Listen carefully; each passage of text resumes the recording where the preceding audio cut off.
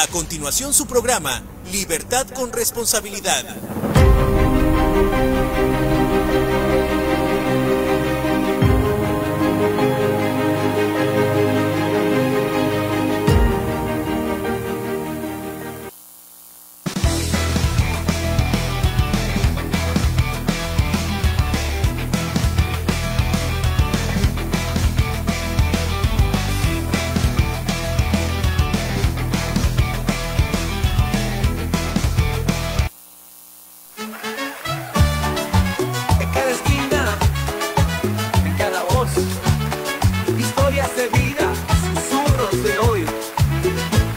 Propuesta en cada calle, gente que habla, sentimientos que estallan.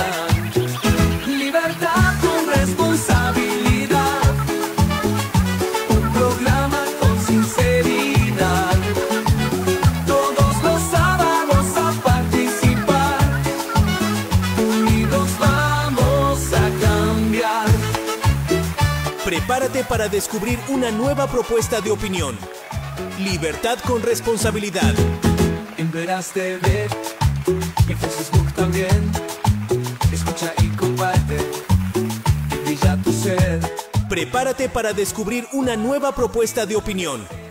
Libertad con Responsabilidad. Cada sábado, en vivo, en Verás TV y Facebook.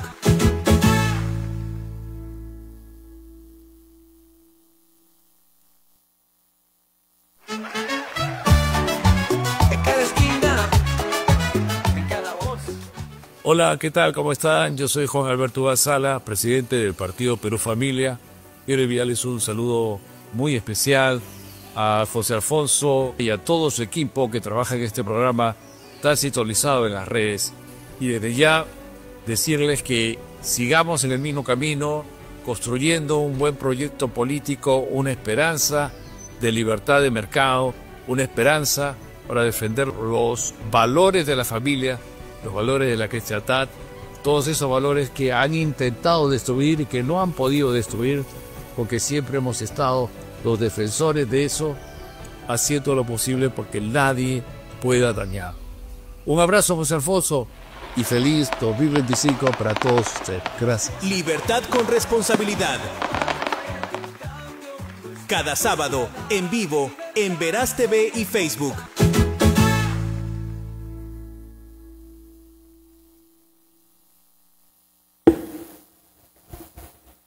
Buenas tardes, estimados televidentes del canal 23 de Verás TV, transmitiendo de Chulucana para el Perú y el mundo. Nos encontramos en un nuevo programa, como cada sábado, de 4 a 6.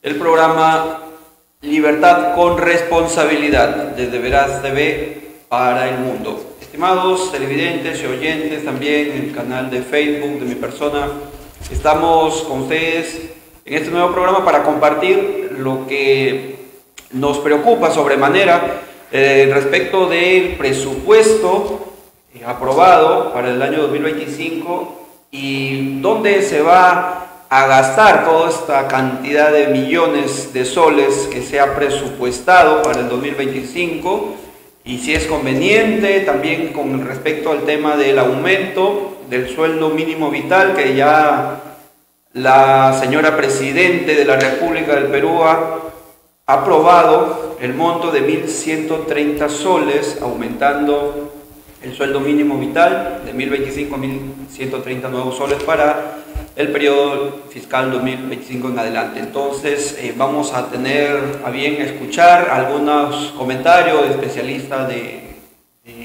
tema económico, un economista, y vamos a compartir con ustedes esta cantidad de presupuesto y si nos conviene, aumento del sueldo mínimo vital, conviene, a quienes no, a qué se debe diferenciar entre el sueldo mínimo, aumento del sueldo mínimo, lo que es el tipo político, el económico. Vamos a ir viendo esos temas a medida que vamos avanzando en el programa. Gracias por su sintonía, estimados televidentes, y vamos a iniciar con lo que respecta al programa, estimado Jesús, el presupuesto. Nosotros decimos que las imágenes, ¿ya? Con respecto al presupuesto, nosotros como liberales clásicos, y entiendan ustedes, si pueden buscar en internet liberales clásicos, nosotros apostamos por los derechos naturales, los derechos de cada individuo, desde la concepción natural hasta su muerte natural, y defendemos, estimados televidentes y oyentes, básicamente, y eso quiero que ustedes lo entiendan, como liberales clásicos, nosotros defendemos tres valores, los valores que son de la vida, el respeto a la vida al 100%, desde la concepción natural hasta la muerte natural, y todo el proceso evolutivo, el desarrollo de la persona individual, lo respetamos sin injerencias, y esto es también sin injerencias ni sobreregulaciones en el mercado, y eso es lo que nosotros tanto anhelamos, de que se quite tanta opresión, tanta represión en el mercado y la opresión que tenemos a través de impuestos. Entonces nosotros velamos por el respeto irrestricto a la vida. Otro valor que nosotros defendemos con liberales clásicos es la dignidad humana. Está prevista en la Constitución Política, en su artículo 1, y defiende los derechos que están enumerados también en los 2 y los demás artículos, el 3, que amplía los derechos constitucionales de la persona, y nosotros básicamente el valor de la dignidad humana que tenemos cada uno de nosotros, y ninguna institución, ningún poder político, económico, ningún poder del Estado puede sobrepasar los límites en el respeto de la dignidad humana. Otro valor que nosotros los liberales clásicos defendemos es el respeto a la verdad. No es tu verdad, no es la verdad mía, no es la verdad de los demás, es la verdad absoluta, la verdad que se contrapone a la mentira, porque la verdad es una sola. No es que hay verdades que pueden considerarse como verdaderas y otras no, la verdad es una sola y es contrario a la mentira. Y ya desde el cristianismo nosotros conocemos que hay una sola verdad, un solo camino, una sola vida. Ya lo sabemos nosotros porque lo vivimos día a día, y nosotros defendemos estos tres valores: la vida, la dignidad y la verdad, y aplicando también los principios del liberalismo clásico, como es el gobierno limitado, los mercados libres, mercados abiertos o libre comercio, y la separación de lo público y lo privado. Entonces, ¿por qué quiero que vayan entendiendo estos temas, estos conceptos, estimados televidentes? Porque lo que voy a decir tiene relevancia respecto al presupuesto, porque si nosotros como liberales clásicos queremos que haya menos gobierno, un gobierno limitado en funciones, en recursos, ¿para qué? Para que nosotros los ciudadanos podamos ejercer nuestra libertad de mercado, de intercambio, en igualdad ante la ley y el respeto a la dignidad, a la verdad y a la vida de los individuos. Entonces, nosotros queremos gobierno limitado, pero también queremos que se aperture el mercado, que haya competencia en igualdad ante la ley, ya sea con integrantes o comerciantes, empresarios, emprendedores nacionales o extranjeros, pero en igualdad ante la ley, sin mercantilismo, que eso también lo denunciamos nosotros y día a día, pues en los anteriores programas lo venimos nosotros denunciando, ¿no? El mercantilismo no está bajo nuestras esferas, sino que lo rechazamos, porque no respeta la libertad ni la igualdad ante la ley. Entonces, en el marco del respeto a estos valores y el respeto al gobierno limitado, o la aplicación de este principio del gobierno limitado, mercado libre, separación de lo público y lo privado, respetando la libertad, la propiedad y la vida, nosotros vamos a darles a conocer a ustedes en este programa que el presupuesto público para el año fiscal 2025, como ya sabemos, se ha aprobado en el mes de noviembre y ya es una ley, la ley 32.185, por lo cual se aprueba este presupuesto 2025, ya se hace efectivo para el año fiscal 2025, y lo que vemos ahí en la pantalla es justamente el presupuesto que otorga este aparato burocrático inmenso, este aparato burocrático opresor, que si ustedes se dan cuenta, en los últimos 20 años, y haciendo un seguimiento nomás del año pasado, y comparando, me refiero al año 2023, comparando el presupuesto del año 2023, el 2024 y para el 2025, se dan cuenta que ha ido escalando en aumento el presupuesto, que supuestamente es para cubrir las necesidades de los conciudadanos, pero ya vemos en la realidad que por más que aumenten los montos para el poder ejecutivo pueda ejecutar obras en los distintos órdenes y competencias que tiene el Estado, no se da la satisfacción de las necesidades de los ciudadanos. Ya lo podemos ver en la realidad. Entonces nosotros estamos en contra de este aumento del presupuesto porque es para un gobierno pulpo, ilimitado, abusivo, opresor y que no soluciona las necesidades urgentes de la gente, como es la seguridad, como es darnos mayor protección a los ciudadanos, como es tener apertura de mercados y tener mayor opción de trabajo para todos los ciudadanos sin excepción. Entonces no está cumpliendo el Estado con las funciones para las cuales fue creado per se. Entonces nosotros podemos quedarnos de brazos cruzados y decir que no pasa nada cuando está totalmente oprimiendo a todos los ciudadanos con impuestos abusivos. Como ya he mencionado en otros programas, hay un promedio máximo de 34, 35 impuestos y en ascenso, porque ya hay impuestos incluso hasta los juegos en redes y también a lo que es los programas o las actividades como son Zoom, plataformas digitales, Netflix también, que han aumentado ya para el próximo año, ya van, o a partir de diciembre ya está ya generándose el aumento para estas plataformas digitales, y eso vamos a terminar pagando todos los ciudadanos que utilizamos estas herramientas.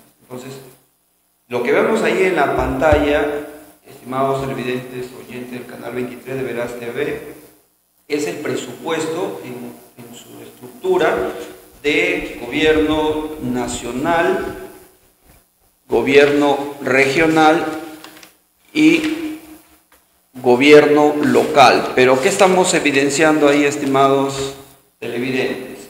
Básicamente vemos que el gasto, por ejemplo, en el gobierno central, en la parte superior, dice gasto corriente. Ahí están divididos, tanto en los tres niveles de gobierno: gasto corriente, gasto capital y servicio de la deuda.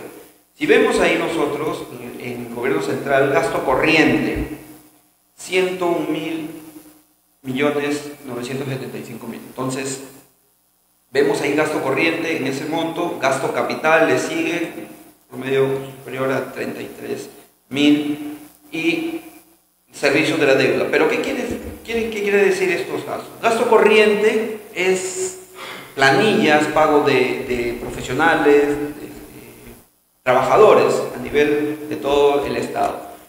El gasto corriente, pagos de servicios de agua, luz, internet, de todas las oficinas, alquileres de todas las oficinas que tienen las entidades a nivel nacional, las municipalidades, servicios de agua, luz,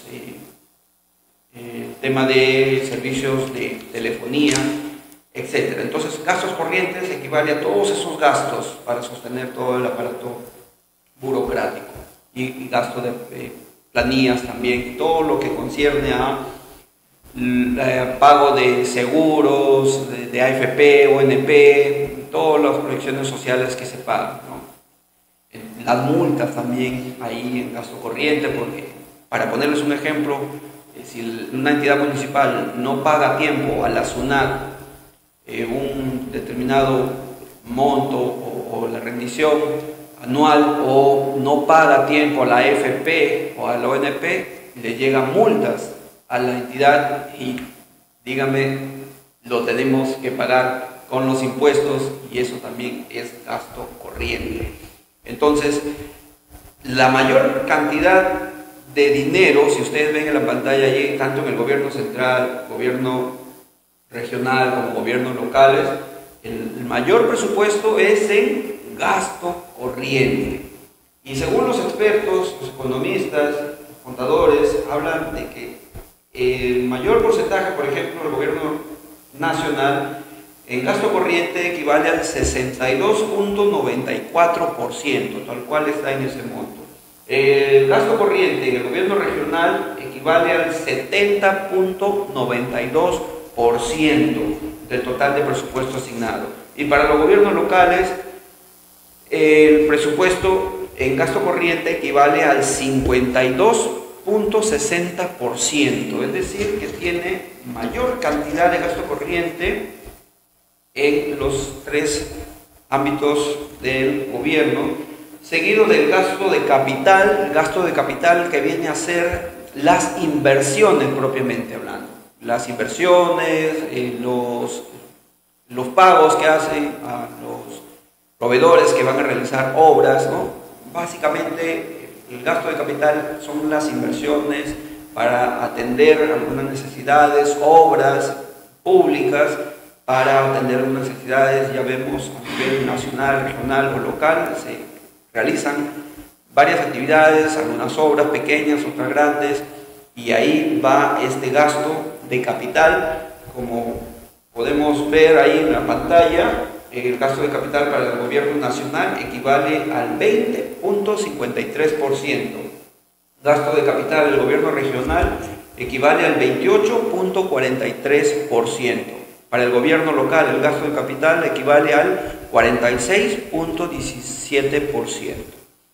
¿Se dan cuenta? Entonces, gasto corriente alto, gasto capital más bajo, poca inversión en obras, y el otro rubro de servicios de la deuda. Servicio de la deuda o gasto de la deuda viene a ser lo que es el pago de deuda pública. Tenemos que el gobierno, además de presupuestar ese dinero, que no lo ejecutan a nivel nacional, no se logra ejecutar, y le falta dinero porque la imposición tributaria, la carga tributaria no logra satisfacer todo el presupuesto, se endeuda, y ya lo hizo en los anteriores gobiernos, y más en la pandemia. El señor Vizcarra nos endeudó a los peruanos, y nuestras futuras generaciones van a nacer endeudadas, y las que nacen ahora ya nacen endeudadas, ya con una deuda para pagar, y ya cuando empiezan a pagar y contribuir al fisco, ya empiezan a pagar la deuda pública externa, los préstamos que se hacen a gobiernos o a entidades internacionales. Ya les estamos pagando en este presupuesto lo que es servicio de la deuda o gasto de la deuda, entendiendo de que el gobierno nacional paga el porcentaje de la deuda, el 16.53%, en deudas que también los gobiernos locales, regionales tienen. El gobierno regional, el gasto de la deuda, el 0.65%, y el gobierno local el 0.21%. Entonces, como vemos, hay mayor cantidad de gasto corriente y menos inversiones. Y nos remitimos a lo que es la guía de orientación al ciudadano, estimado Jesús. ¿Sí se enfoca, no? ¿Sí se ve, no? La guía de orientación al ciudadano para el 2025, que lo elabora el Ministerio de Economía y Finanzas, MEF, nos dice pues que el ingreso que se obtiene para este presupuesto, el mayor porcentaje de presupuesto, el 74.7% del presupuesto, se va a obtener de los impuestos. Impuestos con los que a nosotros cada día nos asfixian el poder gubernamental y nos hace pagar tributos, tasas, arbitrios, y como repito, no soluciona las necesidades de la gente, pero sí va a gastos de mayor gasto en planillas, de gasto corriente. Entonces, el otro tipo de ingreso que tiene es con respecto al canon, al endeudamiento que se hace. Ahora, si vemos por el lado del gasto, el gasto, ¿qué nos dice el MEF? ¿En qué se gasta? Y por eso les digo, de estos porcentajes que le he hablado, se gasta el gasto de capital que se hace es el 25,5% de gasto de capital. ¿Y qué hemos dicho que es gasto de capital? Son las inversiones, las obras públicas que se realizan a nivel del gobierno, a nivel nacional, ¿no? Entonces, gasto de capital, el tipo de gasto, el gasto de capital en las obras públicas, en las inversiones que hace para satisfacer las necesidades, solamente es un mínimo 25,5%. ¿Se dan cuenta cómo estamos siendo vulnerados en nuestros derechos? Nos afectan a la vida porque no hay atención adecuada para un desarrollo a los ciudadanos, no hay una atención adecuada en el sistema de salud, en sus diferentes estamentos, y ya lo vamos a ir diseñando o señalando distintas áreas, organismos, funciones que desempeña el gobierno a nivel nacional a través de los distintos ministerios. Aquí lo vamos a ir viendo. Pero para que quede esto un poco más claro, nos damos cuenta pues de que el presupuesto, que ya está aprobado en más de 250.000 millones de soles, ya los está distribuyendo en un promedio del 65-70% en gasto corriente, como hemos explicado, el 20-30% en lo que es obras públicas, que es bajísimo, porque esto es algo incoherente. O sea, si por lógica entendemos que para poder tener un ahorro, una concepción eficiente de nuestro dinero, hablando individualmente o en familias, si vas a gastar más, vas a invertir menos, ¿cierto? Entonces, lo lógico que se invierta más y se gaste menos, pero el gobierno, ya estamos aquí dando la precisión de que el gobierno gasta más nuestro dinero y lo invierte menos. Es por eso que estamos desastrosamente mal, una economía reprimida, hay un desorden total, hay una burocracia inmensa, y que ya le voy a indicar a qué me refiero a la burocracia inmensa, y hay inseguridad de los ciudadanos. Entonces, el gobierno, en vez de utilizar el dinero, los impuestos, en atender nuestras necesidades de seguridad, de administrar justicia, de realizar obras básicas de infraestructura, lo utiliza el mayor porcentaje en gasto corriente. Entonces, eso está mal y eso queremos cambiar nosotros los liberales clásicos. A nivel nacional estamos un grupo de ciudadanos que queremos hacer un cambio, unas reformas a este sistema cruel, a este sistema opresor. Y ya hemos escuchado ahí el saludo de nuestro amigo, el presidente de nuestra organización política, Perú Familia, el amigo Juan Alberto Ugaz Salas, que nos ha manifestado pues de que tenemos que los ciudadanos unirnos y hacer la reforma que necesita para lograr los cambios que necesitamos. No más de lo mismo, no más estatismo, no más Estado burocrático opresor, y hay que abrir los mercados. Entonces, eso es, digamos, la posición de Perú Familia, la posición individual de José Alfonso García Chunga, quien les habla, para llevarle a ustedes estas acciones que queremos lograr con el apoyo de cada uno de ustedes, que ustedes puedan compartir lo que estamos haciendo, y si no están de acuerdo, pues entonces están las puertas abiertas del programa Libertad con Responsabilidad para poder contactarnos y venir y dar su opinión, como lo han venido dando varios ilustres amigos que se han presentado acá y han dado su opinión. Entonces, la realidad la queremos cambiar, pero tiene que partir de nosotros mismos, de estar conscientes de que lo que está haciendo el gobierno está mal, absolutamente mal. Entonces, nosotros aquí vamos a proyectar cómo es que el otro cuadrito, cómo se financia este presupuesto, ya lo hemos adelantado, el tipo de gasto, pero para que les vaya quedando un poco más claro el panorama, ahí estamos hablando de la misma ley 32.185, que es la ley de presupuesto del sector público para el año fiscal 2025, ahí lo dice, la fuente de financiamiento, y si lo pueden ver ahí en su pantalla, aunque no me vean a mí, ahí están viendo en la pantalla, lo más grandecito, ahí estamos viendo ahí la fuente de financiamiento, dice recursos ordinarios, también dice recursos directamente recaudados, también dice recursos por operaciones oficiales de crédito, también dice donaciones y transferencias, y también dice recursos determinados.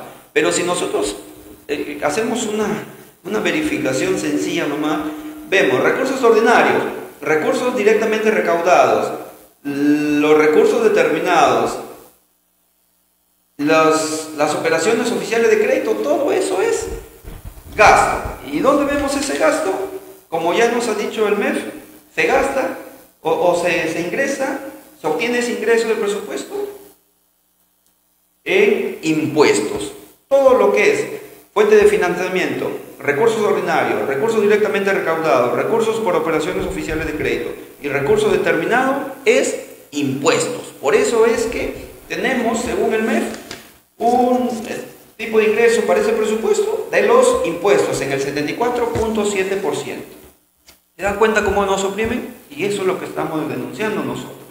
Entonces, ¿qué son los recursos ordinarios?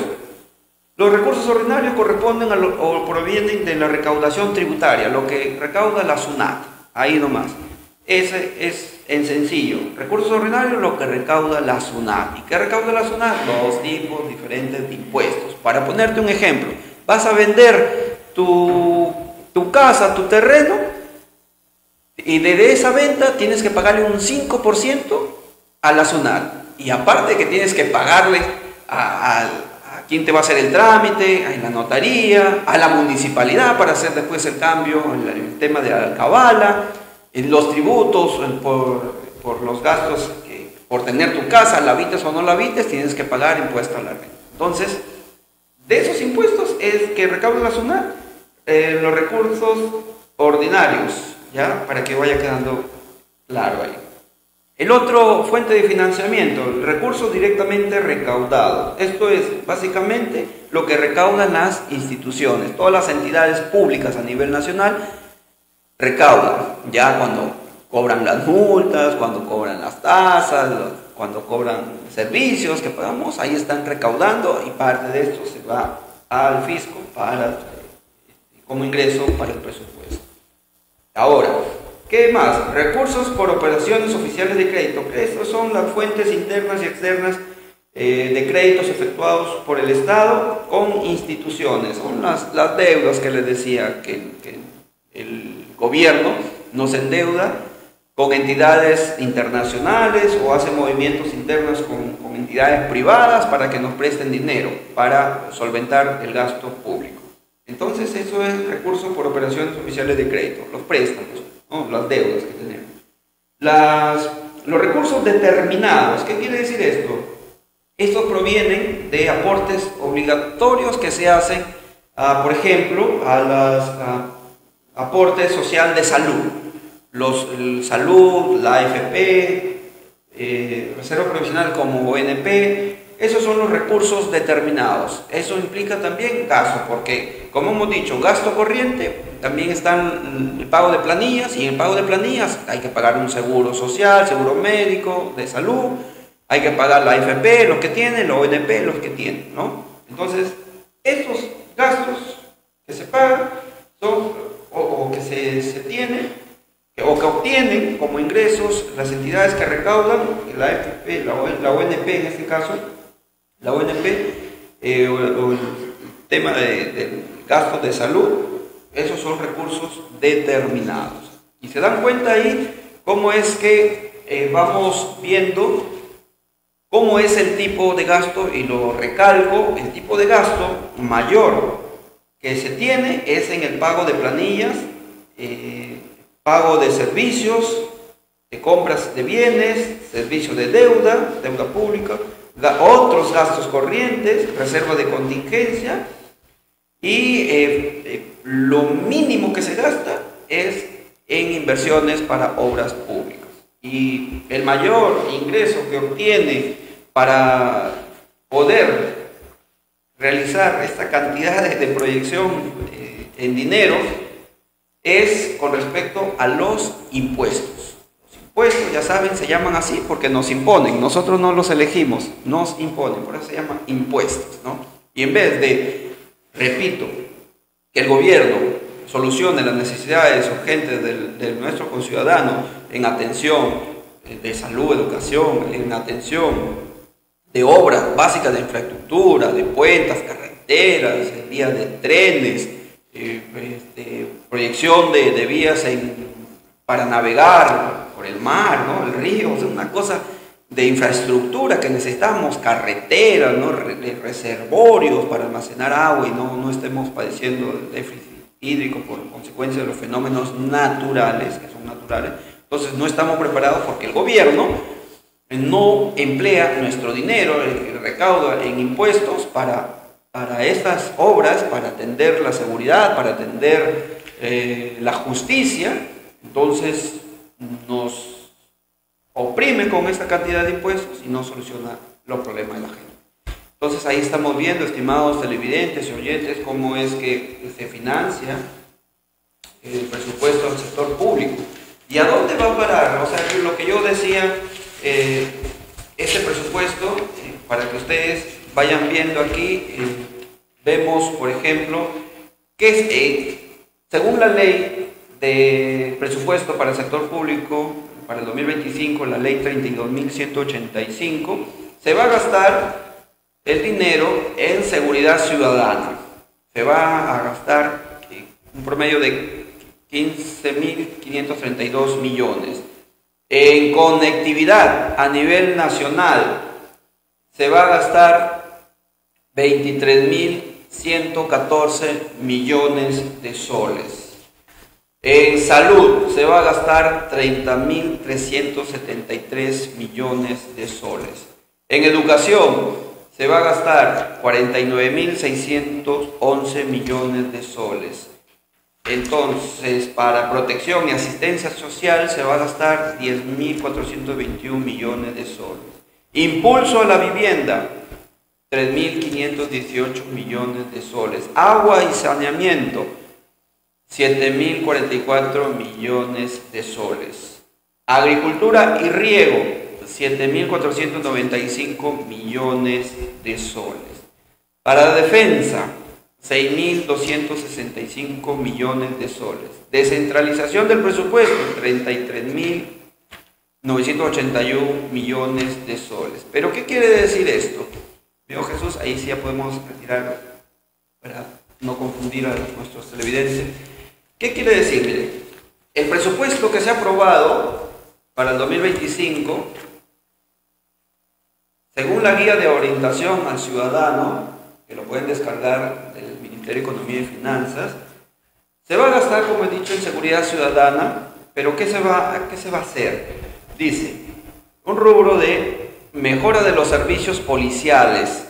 ¿Qué se va a hacer? Para intervenciones policiales a favor de la seguridad ciudadana, para investigación policial y equipamiento criminalístico, para la ejecución de acciones de las unidades de flagrancia, para el mejoramiento de los servicios policiales, mantenimiento de comisarías y unidades especializadas, para la lucha contra el tráfico ilícito de drogas, para la mejora de los servicios del sistema penal, para la construcción del megapenal de Ica, para la mejora de los servicios del sistema penal, para la construcción de mejoramiento de unidades de albergue, establecimiento penitenciario de Quito, Chimbote, Ambacay y Arequipa, ¿no? Entonces, estamos viendo ahí que ese es el presupuesto de 15.532 millones que se va a gastar en el tema de seguridad ciudadana. Pero esto no es novedad, estimados televidentes y oyentes, porque si ustedes van a revisar en qué se ha venido gastando también, el mayor porcentaje supuestamente lo ponen en seguridad ciudadana, educación y todo lo que hemos mencionado,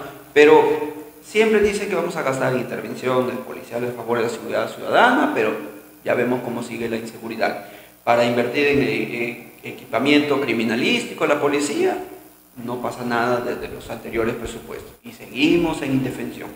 Para ponerles un ejemplo que cómo nos mienten, cómo nos engañan, el papelito aguanta todo, pero al final no se soluciona. Insisto en esto, con el presupuesto que nos imponen pagar con impuestos, no soluciona los principales problemas de la gente. Entonces, otro rubro que se va a gastar para que ustedes tengan conocimiento. En el tema de conectividad a nivel nacional, ¿qué van a hacer? Servicio de transporte para la conservación, mantenimiento periódico y mantenimiento rutinario de carreteras nacionales, para la continuidad de la línea 2 del Metro de Lima. Otras obras grandes de transporte para financiar la ejecución del proyecto Nueva Carretera Central, que incluye inicio de obra, para financiar la ejecución del proyecto Vía Expresa Santa Rosa, Costa Verde y Jorge Chávez para el aeropuerto, para financiar la ejecución del proyecto Anillo Vial Periférico, y ahí van a hacerse pagos por el tema de las expropiaciones, para financiar la construcción de la carretera Cusco-Chincheros-Urubamba, para continuar con la construcción del aeropuerto Chinchero. Pero, insistimos, sigue siendo bajo este presupuesto de 23.114 millones de soles para estas pocas obras de infraestructura. Está bien, sí, pero falta. Como hemos dicho en un inicio, el mayor porcentaje, o sea, un mínimo porcentaje es un promedio del 20-25%, hasta un 30% en obras básicas. Pero ya vemos que esta cantidad de proyectos no es suficiente a nivel nacional. Ahora, en salud, el presupuesto que se destina de 30.373 millones, ¿para qué? Para hospitales y primer nivel de atención, para mejorar el hospital entre ellos, dice, Lircay, Huancavelica, La Libertad, Pampas de Huancavelica, Perreñafe, Lambayeque, Saúl Garrido de Tumbes y el hospital Lorena en Cusco. Mejorar 38 establecimientos de salud en primer nivel de atención. Eso es lo que dice. Para el pago en el ascenso progresivo del personal de salud. Para financiar el nombramiento del personal de la salud en el marco de la 69ª disposición complementaria final de la ley 31.638. Para la lucha contra el cáncer, salud mental y anemia. Para compra centralizada de recursos estratégicos para esta lucha del cáncer, salud mental y anemia. Para el control y prevención de la salud mental. Para el financiamiento del equipamiento biométrico. Para visitas domiciliarias a más de 129.000 gestantes y 297.000 niños. Es bajísimo, es poco. Para más de 949.000 vacunas contra el VPH a niños y adolescentes. Entonces, sigue siendo bajo el presupuesto para esto. Para el tema de educación dan 49.611 millones de soles. ¿En qué se va a gastar? Infraestructura educativa, para continuar con la construcción de 44 escuelas del Bicentenario, para la entrega de 26 escuelas modulares integrales, una por región.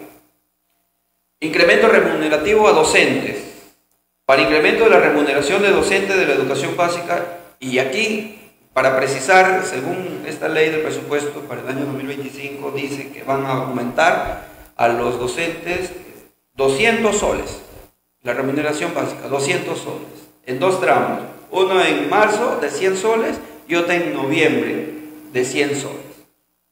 Ahí está. Entonces, en educación, ¿qué más? Van a usar dinero para otorgar 20.000 nuevas becas del programa Beca 18. Entonces, seguimos con educación. Para la ley de la carrera pública magisterial, para implementación de la ley de carrera pública magisterial, con lo que impulsará el concurso de ingresos que incorporará a 50.000 docentes para el 2025. Promotoras de PRONEI, por ejemplo, para el reconocimiento del trabajo de promotoras de los programas no escolarizados de PRONEI, incrementando su remuneración a 1.025 soles. En las universidades, para el cumplimiento de condiciones básicas de la calidad, mejora de infraestructura y equipos de las universidades para brindar mejora de servicio a más de 1.3 millones de alumnos. Entonces, seguimos insistiendo de que, como ya hemos dicho en un inicio, el presupuesto para obras básicas es bajo, para gasto corriente es alto, y eso no contribuye a la solución de los problemas de todos los peruanos. Y mientras más gasta el gobierno, en estos temas, por ejemplo, de crear más burocracia y crear otras instituciones, otras universidades incluso. Ya sabemos que ahorita las universidades nacionales lindan en un clima de corrupción. Y crear más universidades nacionales en ese sentido va a ser perjudicial porque no ayuda a todos los ciudadanos, sino a algunos cuantos, y la corrupción que está calando en todas las instituciones y más aún en estas universidades. Por poner un ejemplo en el tema de educación. Y la educación ya sabemos cómo está, ¿no? A nivel internacional estamos debajo de los índices en atención, en mejora de la calidad educativa, por poner ejemplos, para que vean cómo es perverso este sistema estatista opresor. Para el tema de protección de asistencia social, aquí vienen los programas de pensión 65, otros programas sociales, programa Junto, ¿no? A favor del desarrollo infantil también, se está previendo dinero, atención de la violencia contra la mujer, orfandad, pensión de orfandad a los niños y adolescentes, programa Yacasu Perú. Pero si nos damos cuenta, todos estos programas no ayudan a la gente a prosperar. Ahí los mantiene estirando la mano, sin proyección, sin mejora de la calidad de vida. No es suficiente. Entonces, por eso nosotros, los liberales clásicos, los que apostamos por la apertura de mercado y por un gobierno limitado, decimos: oiga, gobierno, tú dedícate a realizar las obras básicas de infraestructura que tenemos, más carreteras, más puentes, más reservorios para almacenar agua, más vías de comunicación, y dedícate a darnos seguridad a todos los ciudadanos, dedícate a administrar bien justicia, todo el sistema de justicia. Por eso que también es una propuesta la reforma del sistema de justicia, en este programa estamos lanzando.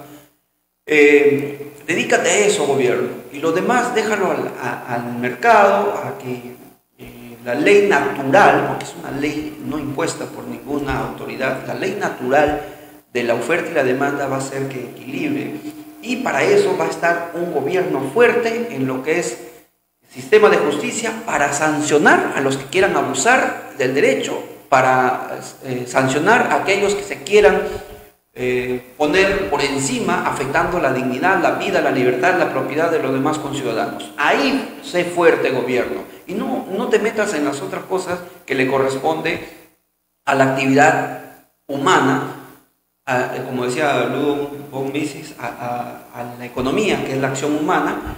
No te metas en esto.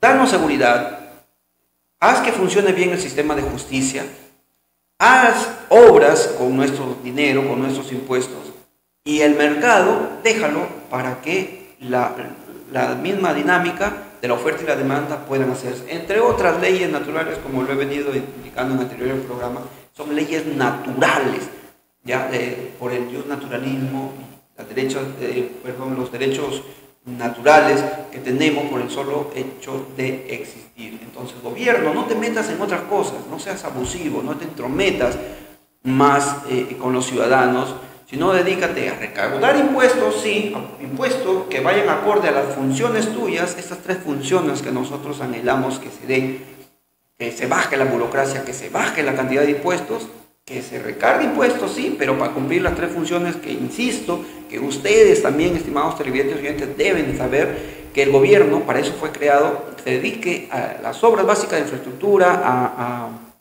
a la administración de justicia y darnos seguridad. Nada más, gobierno. Insisto, estos programas sociales no nos ayudan a salir de la pobreza y la crisis.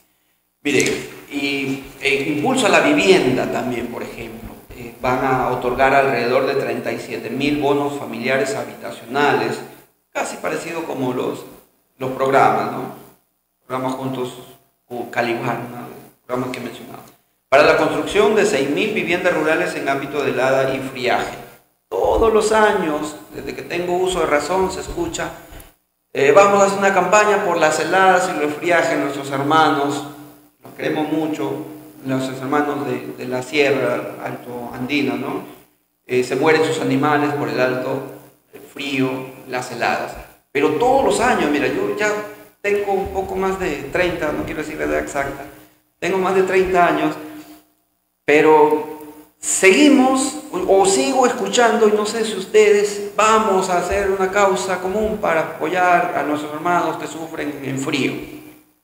Pero ha pasado tanto tiempo y no podemos solucionar. ¿Por qué?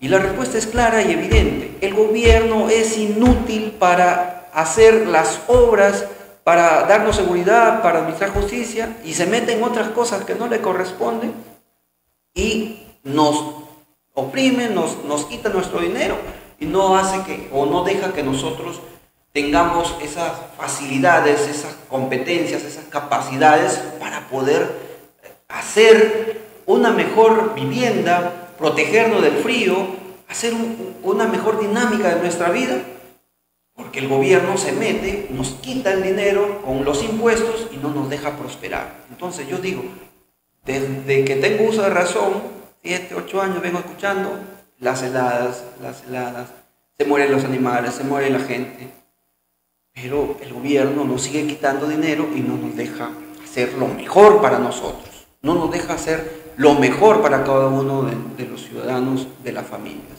Y lo mismo vengo escuchando en los fenómenos del niño, y lo mismo viene haciendo el gobierno, llevando arenita de un lado para otro en los ríos, diciendo que va a mejorar el tránsito del agua, cuando viene el río, el periodo lluvioso, se lleva la arenita, se pierden millones y literalmente al agua el dinero de todos los peruanos y no se mejora la infraestructura para el manejo de los ríos. ¿Se dan cuenta, estimados televidentes y oyentes, cómo es puro populismo barato, populismo duro y puro, lo que nos viene dando el gobierno con nuestro dinero? Y ya sabemos que también se pierde en la corrupción. Entonces, por eso digo que el gobierno mucho abarca y poco aprieta, y es por eso que el gobierno debe ser limitado, señores. Nosotros los liberales clásicos decimos que el gobierno debe ser limitado, pero también nosotros recogemos, mira, y aquí les voy a hacer una mención especial, el tema de liberalismo clásico, de dónde nace o por qué nosotros decimos que debe ser gobierno limitado. Nosotros nos acogemos a lo que dicen estudiosos que se han dedicado su vida, 20, 30 años estudiando estos fenómenos sociales, y por poner un par de ejemplos nomás, el señor Adam Smith, que su obra cumbre, ustedes lo pueden ver en YouTube, en internet, tantos videos, Adam Smith y su obra el estudio de la riqueza de las naciones. Él nos dice pues de que las naciones se enriquecen cuando dejan que las personas, los ciudadanos, intercambien sus bienes y servicios. Por ejemplo, él pone como ejemplo a seguir el tema de la creación de un lápiz. El lápiz se compone de diferentes elementos, ¿no? Y ustedes ya saben cómo es un lápiz borrador, la cosita esta que va ahí de metal, la madera, el grafito, la punta, ¿no? Y eso es por el intercambio dinámico de diferentes naciones, de diferentes países, diferentes culturas que intercambian, importan, exportan y crean este bien. Por ponerle este ejemplo sencillito. Entonces, Adam Smith en La riqueza de las naciones dice que el intercambio natural de los bienes y servicios de las personas hace que estos se brinde el mejor servicio en una igualdad de condiciones y la competencia para satisfacer las necesidades de los individuos. Y un ejemplo, otro ejemplo que se puso o que le pongo es que, por ejemplo, un amigo, no sé de qué país fue, que dijo que iba a hacer una hamburguesa sin pagar, sin ir a comprarla al puesto de la hamburguesería, ¿no? Entonces dice que empezó a sembrar lechugas, empezó a sembrar tomate, todos los ingredientes, carne, por ahí criar un animal, ¿no? Entonces todo ese proceso para hacer una hamburguesa, ¿se dan cuenta de cuánto tiempo le demanda y le demora? Y vas y eso, lo compras 5 soles, 7 soles, dependiendo, 10 soles, 20 soles, una hamburguesa, y no gastas más en comparación a querer hacer una hamburguesa por tu propia cuenta. por poner un ejemplo. Ese es el intercambio natural de bienes y servicios que Adam Smith dice que hace prosperar a las naciones y las vuelve ricas. Y además Adam Smith dice, y por eso les recalco nosotros en el tema del gobierno limitado, el gobierno limitado, dice Adam Smith, que el gobierno debe dedicarse a 3 funciones netamente. El primer deber del gobierno, como hemos dicho, es defender, darnos seguridad, defender el territorio, defender a los conciudadanos. El segundo deber es defender a la sociedad en su conjunto de otras especies o otros desastres naturales. El tercer deber es, dice Adam Smith, el realizar obras públicas, algunas obras públicas, ¿no? Entonces, si nosotros vemos a este estudioso y dedicamos tiempo para reconocer su obra, que según su historia, en la historia conocemos que él dedicó un poco más de 20 años para poder desarrollar su obra cumbre, La riqueza de las naciones, ¿no? Se dedicó a investigar, a estudiar y determinó después de que se debe dedicar el gobierno a estas 3 actividades o 3 deberes, ¿no? Entonces, si ustedes quieren ir más atrás en la historia, antes de Adam Smith, por ejemplo, pueden encontrar a John Locke, también, que habla que el gobierno está para defendernos, para hacer algunas obras y para administrar justicia. John Locke es un filósofo también, ¿no? Un defensor de la libertad. Él propone en la esfera del contrato social, a diferencia de Hobbes y Rousseau, la conservación de la vida, la defensa de la vida, de la libertad y de la propiedad, de el libre intercambio entre los individuos, y que el Estado debe derivar el poder del pueblo, el Estado debe asegurar la paz y la seguridad, y el Estado debe ejercer un poder limitado, lo que él llama liberalismo político. Pero si ustedes quieren ir más atrás en la historia, pueden verificar lo del gobierno limitado que les hablo, y el mercado libre y el respeto de la propiedad privada. Ustedes pueden ir a lo que es la Escuela de Salamanca.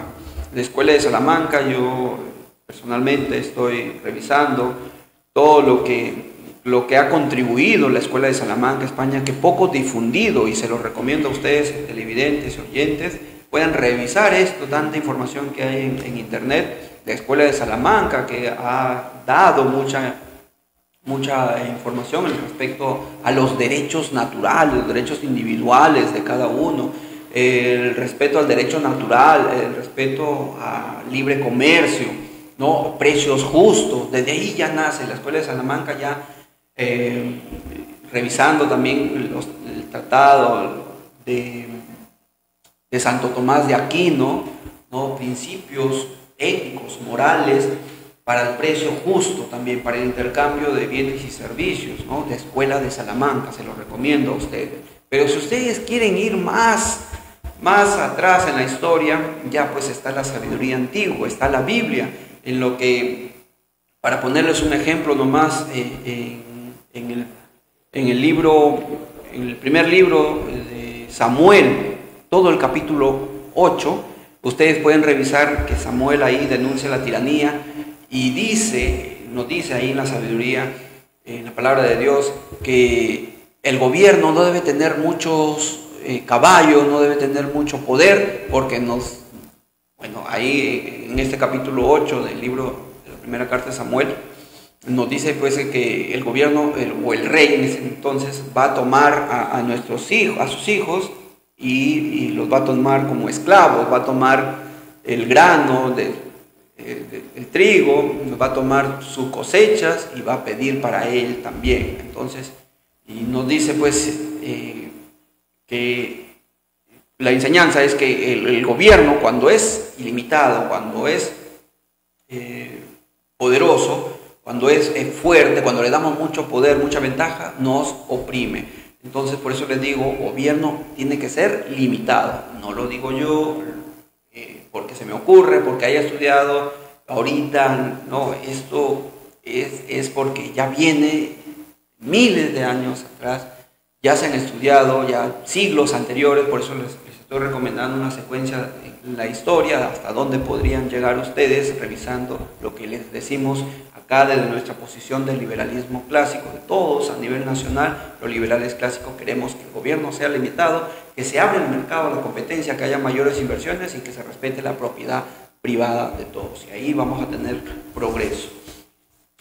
Para terminar en esta primera parte, lo que es del presupuesto, voy a dejarle con esta frase que nos dice Lord Acton.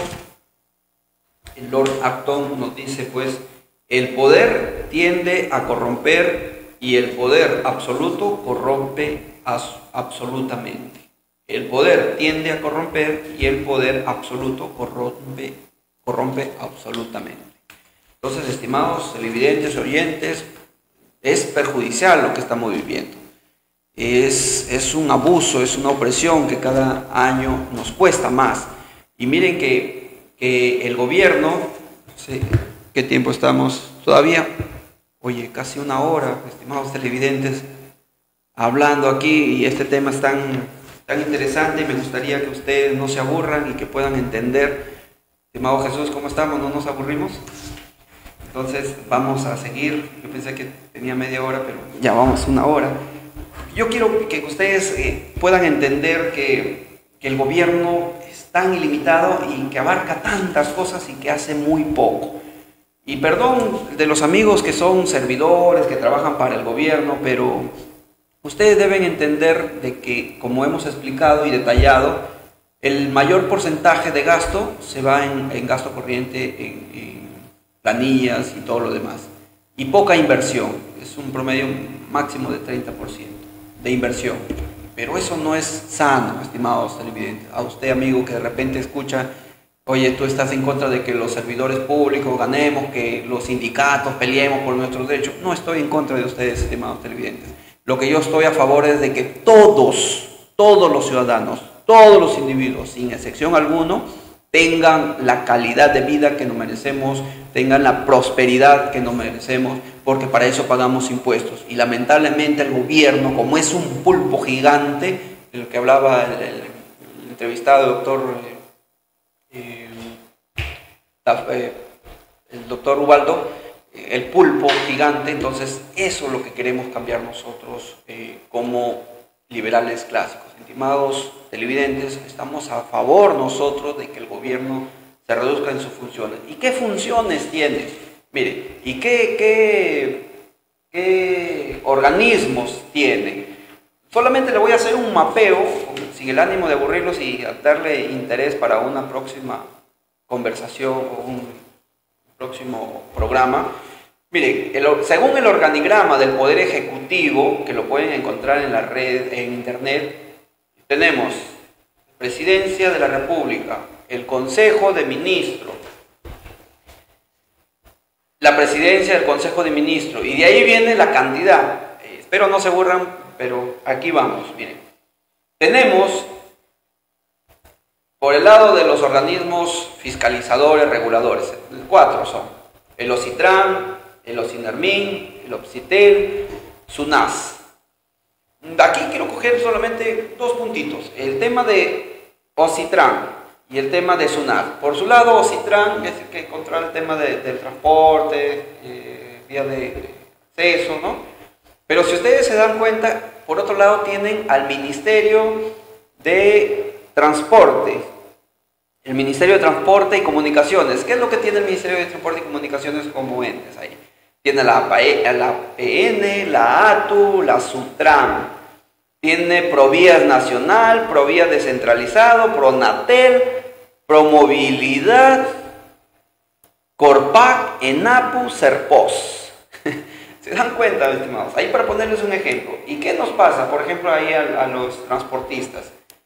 Si tú quieres, como transportista, tienes un carrito, quieres ganártela por llevando pasajeros, si tú tienes una autorización nomás para para tu distrito, la provincia o para la región o dentro del distrito o interprovincial, bacán. Pero si tú, por ejemplo, estás en Chulucanas y quieres llevar pasajeros a Yabaca, ¿qué les pasa a ustedes? Tienen que tener autorización, un permiso para que puedan transportar a otra provincia, para transportar pasajeros a otra provincia, ¿sí o no? Entonces, si no lo tienes, multa. ¿Se dan cuenta? Entonces, ¿cómo es de perverso el gobierno que tenemos que pedirle permiso, una autorización, pagar para trabajar dignamente, honradamente, y si no, nos multa? Solamente para que vean ese pequeño ejemplo en el tema de transporte, ¿ya? Cómo nos controla y nos multa si no tenemos una autorización o un permiso. Es un ejemplo chiquito. El otro ejemplo que quiero coger es de SUNAS, la Superintendencia Nacional de Servicios y Saneamiento, que es la que se encarga de fiscalizar, controlar, regular lo que es la atención, en este caso, ejemplo chico, de las EPS a nivel nacional, ¿ya? Ejemplo, en Piura, de EPS Grau, que nos da servicio de agua y saneamiento a nivel también acá en nuestra provincia de Morropón, Chulucanas. ¿Qué tenemos? Tenemos el problema del servicio de agua, ¿cierto? Saneamiento también, que ya está colapsado el sistema de saneamiento, se desbordan los buzones, ¿no? Los desagües y tantas cosas. Pero, ¿por qué? ¿Qué pasa? El agua, dice, no.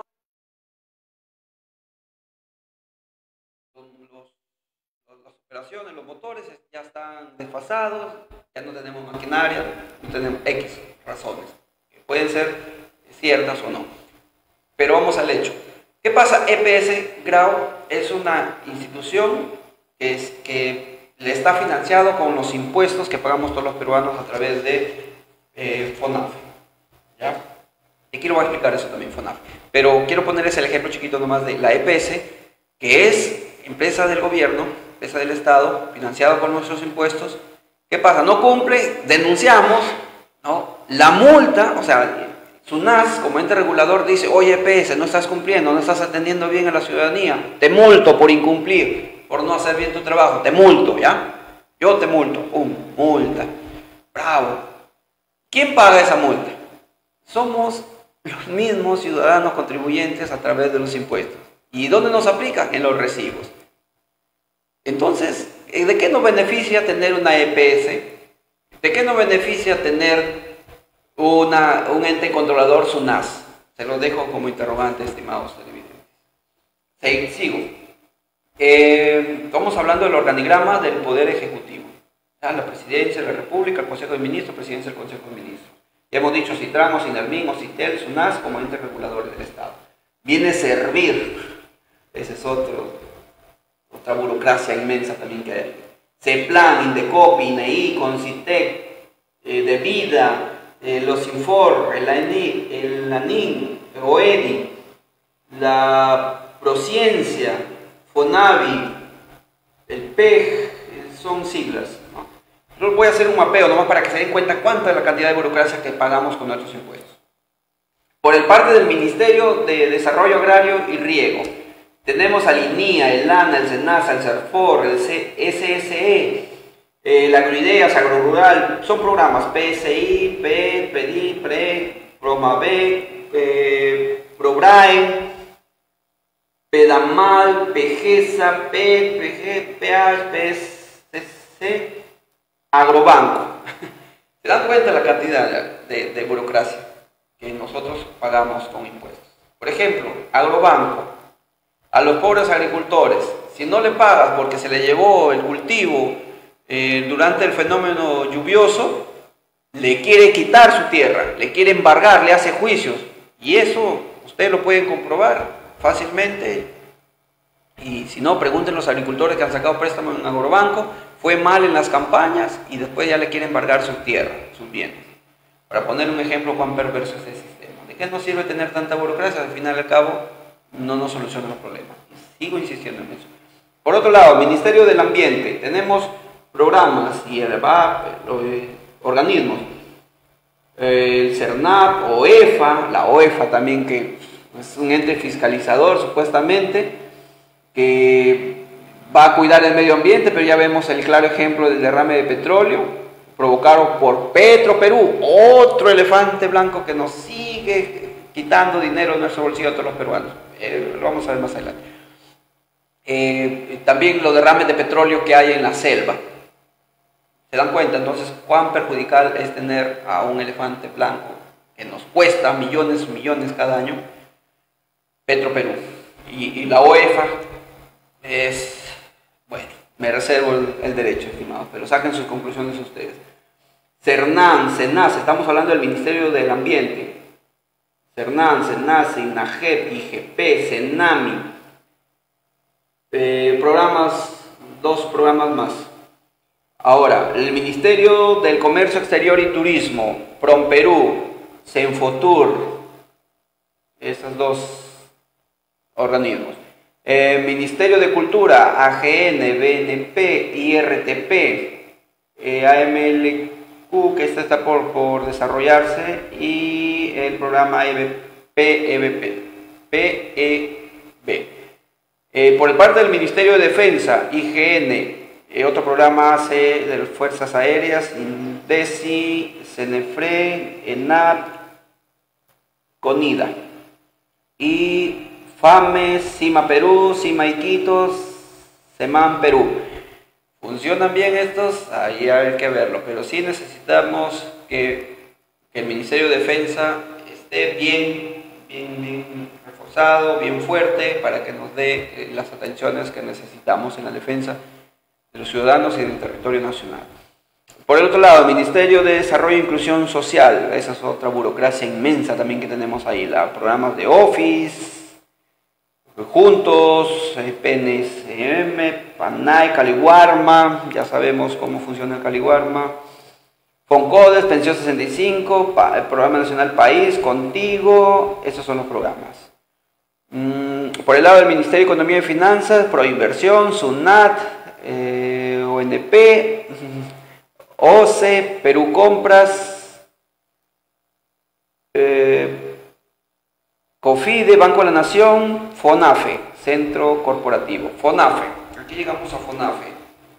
FONAFE, por ejemplo, estimados televidentes y oyentes de Veraz TV, el canal 23, les decimos, FONAFE es el Fondo Nacional de Financiamiento de la Actividad Empresarial del Estado, un Estado empresario, imagínense, un Estado empresario que juega con nuestro dinero y si pierde en sus empresas, ejemplo, Petroperú, lo pagamos todo. ¿Cuál es el beneficio?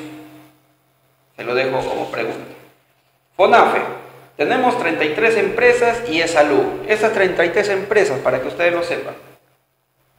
FONAFE, propiamente dicho, un presupuesto ahí. Finanzas, tenemos Agrobanco, Banco de la Nación, COFIDE, Fondo Mi Vivienda. En el tema de saneamiento, SEDAPAL, las empresas prestadoras de servicios a nivel nacional, las EPS que están a nivel nacional y que la mayoría, por no decir todas, están en proceso de liquidación. Por eso es que un ejemplo claro de la ineficiencia y corrupción, ineficacia del gobierno en atención del servicio de salud, de agua y saneamiento, la EPS, estamos mal. Otra empresa del Estado, FONAFE, las empresas de distribución eléctrica del Distriluz, entre ellas está ENOSA, ¿no? ENOSA es una entidad que pertenece a FONAFE, empresa estatal, que es financiada con nuestros impuestos. Y lo mismo, ¿no? La controla esta Distriluz o Sinermin, lo mismo como EPS y SUNAS. Sancionan a la ENOSA por mal servicio, lo multa Ocinermin. ¿Quién paga? Los peruanos. No tenemos ningún beneficio, estimados televidentes. Ya, distribución eléctrica. Todo lo que es el rubro de Distriluz, lo que equivale a ENOSA, ENSA, ELOR, Adenilsa, Electrocentro y Hidrandina. Y las otras empresas: SEAL, Electrocayali, Electrosur, Electropuno, Electro Oriente también. Entonces, tenemos más empresas, son 33 empresas, estimados televidentes. Por generación eléctrica tenemos Electroperú, EGASA, EGANSA, EGESUR, Sangabán. Por el área de transporte y comunicaciones, Corpa, ENAPU, Serpos, Editora Perú. Defensa, FAME, CIMA Perú, CIMEQUITO, SEMAN Perú, SAC. Hidrocarburos y remediación, Perú. Activos mineros. Por el área de servicios y producción, ENACO, SBICSAC, SILSA. Entidades, otra como ESALU. Son las empresas, las 33 empresas y ESALU, estimados televidentes, que están dentro de las empresas peruanas que son financiadas con los tributos, el impuesto que pagamos todos los peruanos a través de FONAFE, que es el Fondo Nacional de Financiamiento de la Actividad Empresarial del Estado. Y sigo con el organigrama del Poder Ejecutivo. Tenemos en el tema de Ministerio de Educación. Ministerio de Educación tenemos el CINEACE, SUNEDU, IPD, Educatec, PRONIET, PRONAVEC, el PEI. Ahora vamos con el Ministerio de Energía y Minas, INGEMET, IPEN, EGASA, EGENSA, Electroperú, EGESUR, Sangabón, Electrocentro, todas las que les he mencionado ya en las empresas del Estado. Ministerio del Interior, SUCAMEN, Migraciones, INBP, esas son. Ministerio de Justicia y Derechos Humanos, SUNAR, PGE, INPE, PRONAVI, PRONASEG. Por el Ministerio de la Mujer, Poblaciones Vulnerables, tenemos a CONADIS, Aurora, que son programas, INAVIF y Gratitud, otro programa por implementarse. Tenemos por el lado del Ministerio de la Producción, IMARPE, ITP, Sanipes, INACAL, Fondepes, Tu Empresa, PNDP, PNACP, Proinnovate, Compras Perú. Por el lado del Ministerio de Relaciones Exteriores, el APSI, donde se resuelven las controversias a nivel internacional también que tenemos por la prestación de servicios con las empresas, y que la mayoría de casos el Perú las termina perdiendo, para que vean lo perverso que es este sistema. Por el lado del Ministerio de Salud, su salud, INS, INEN, el CIS, el PRONIS. Nomás ustedes pregúntense si el CIS, si su salud, si es salud, estos programas que inyectan dinero de todos los peruanos, funciona, porque el Ministerio de Transporte, de Trabajo y Promoción del Empleo tiene SUNAFIL, tiene los programas Yacatsum Perú, Jóvenes Productivos, ESALU también lo tiene ahí, que como una empresa pública, ¿no? Ya lo hemos evidenciado en FONAFE, ¿no? Preguntémonos si estos están funcionando adecuadamente. Ministerio de Transporte y Comunicaciones, ya lo hemos indicado, y cuánto encarece la vida de los transportistas, para que se den cuenta. Ministerio de Vivienda, Construcción y Saneamiento, la OTAS, que ya hemos dicho que es un ente controlador, regulador. La Superintendencia de Bienes Nacionales, SBN, COFOPRIS, ENCICO, programas varios. Tenemos un PNVR, PGSU, PMB, PNC, PASLC, PNSR, estos programas, PNSU, el Fondo Mi Vivienda, SEDAPAL. Ahí está la burocracia inmensa que tenemos, estimados televidentes y oyentes de Veraz TV. Por eso es que la vida de los peruanos se encarece. Y aquí vamos a ir a un pequeño corte, siendo las 5:17. Vamos a poner el video de nuestro amigo Juan que nos saluda desde Lima.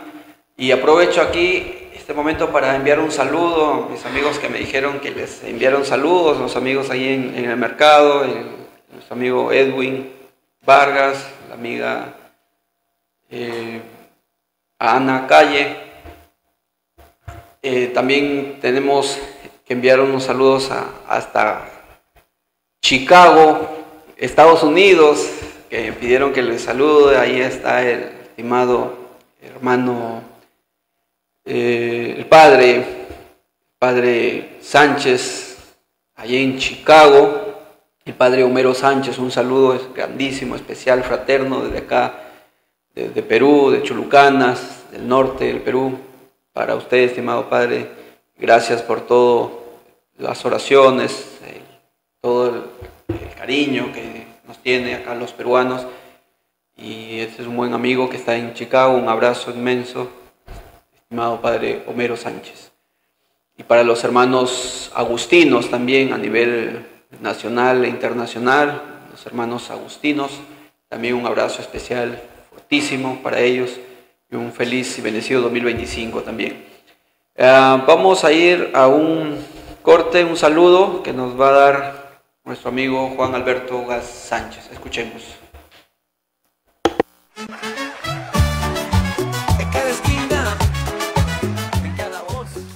Hola, ¿qué tal? ¿Cómo están? Yo soy Juan Alberto Gas Sala, presidente del Partido Perú Familia. Quiero enviarles un saludo muy especial a José Alfonso y a todo su equipo que trabaja en este programa tan sintonizado en las redes. Y desde ya decirles que sigamos en el mismo camino, construyendo un buen proyecto político, una esperanza de libertad de mercado, una esperanza para defender los valores de la familia, los valores de la cristiandad, todos esos valores que han intentado destruir y que no han podido destruir, porque siempre hemos estado los defensores de eso, haciendo lo posible porque nadie pueda dañar. Un abrazo, José Alfonso, y feliz 2025 para todos ustedes. Gracias. Libertad con responsabilidad. Cada sábado, en vivo, en Verás TV y Facebook.